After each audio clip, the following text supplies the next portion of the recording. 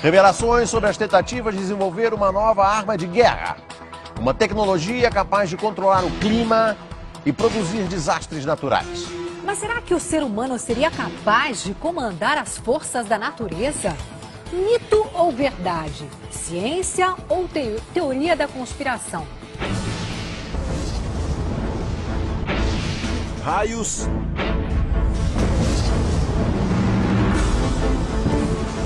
tempestades,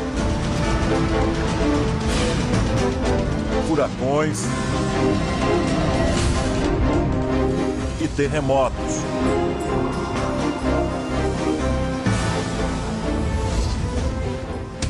Como seria se um exército ou um grupo terrorista pudesse usar tudo isso contra o inimigo?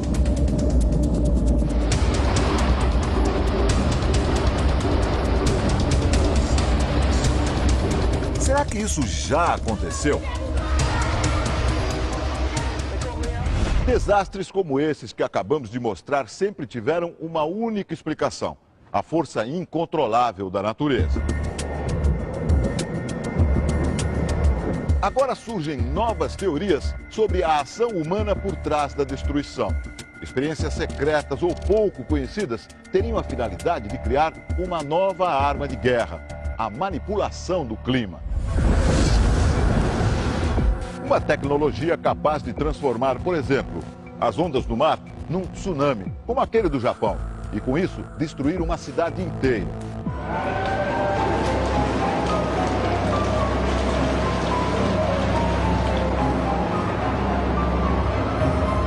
O ser humano quer sempre saber mais, conhecer e controlar a natureza. Usá-la em benefício próprio, para o bem e para o mal.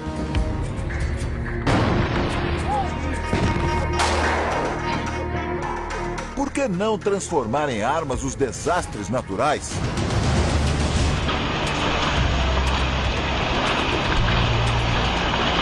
Delírio da imaginação ou possibilidade real?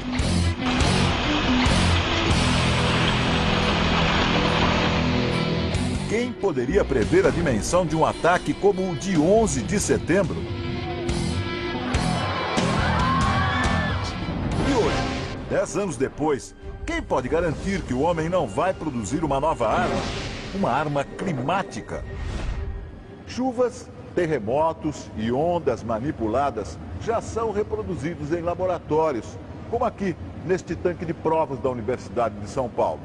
Mas será que o ser humano conseguiria fazer isso em proporções reais, maiores, e utilizar essa capacidade como arma de guerra a serviço de nações e até de grupos terroristas? Você vai ver agora indícios perturbadores de que isso já pode ter acontecido. E conhecer as experiências reais de controle das forças da natureza.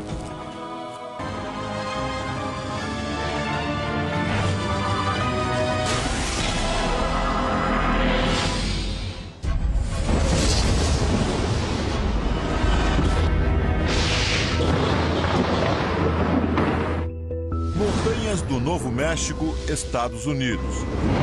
Neste laboratório, um grupo de cientistas tenta aproveitar um dos mais fascinantes fenômenos da natureza: os raios.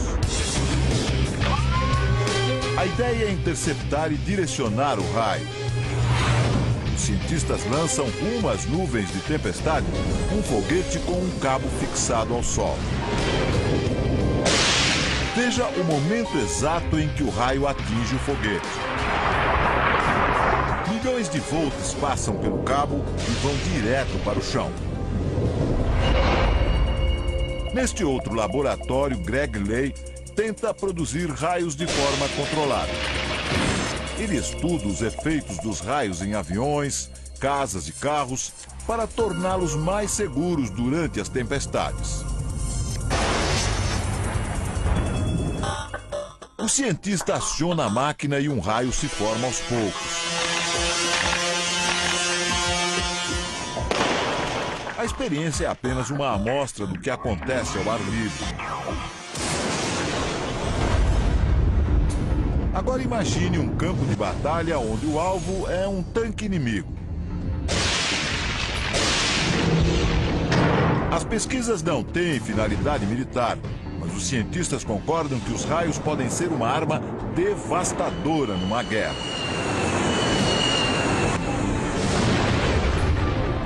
Eles podem percorrer uma distância de mais de 7 quilômetros e atingir o alvo com uma temperatura de 27.000 graus centígrados. O cientista Nick Pope explica que, além de matar, o raio pode cortar sinais eletrônicos, o coração das armas modernas.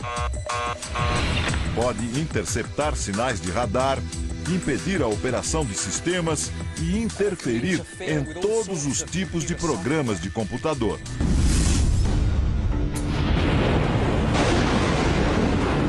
Mas será que o mundo alguma vez já foi atacado por uma arma construída a partir de uma força da natureza? Julho de 1976. Apagões nos sistemas de comunicação do mundo todo ficaram sem explicação. Uma estranha frequência causou interferência em transmissões de rádio, televisão e telefone nos Estados Unidos. Jerry Smith é autor de um livro que trata das armas climáticas. Segundo ele, os cientistas norte-americanos descobriram que o sinal secreto vinha da então União Soviética, o auge da chamada Guerra Fria entre as duas maiores potências mundiais. Fotos de satélite mostram um gigantesco radiotransmissor russo. Dele saíam ondas de extrema baixa frequência rumo à atmosfera sobre os Estados Unidos. O sinal continuou a ser detectado até 1989. Mas por quê? O transmissor soviético funcionava como um grande radar e servia para verificar se havia mísseis americanos a caminho do país. Mas alguns pesquisadores suspeitam que algo mais sinistro estava no ar. No início da década de 80, um relatório do Departamento de Defesa americano dizia que a máquina russa interferia no clima e que teria o poder de alterar o padrão dos ventos no mundo todo.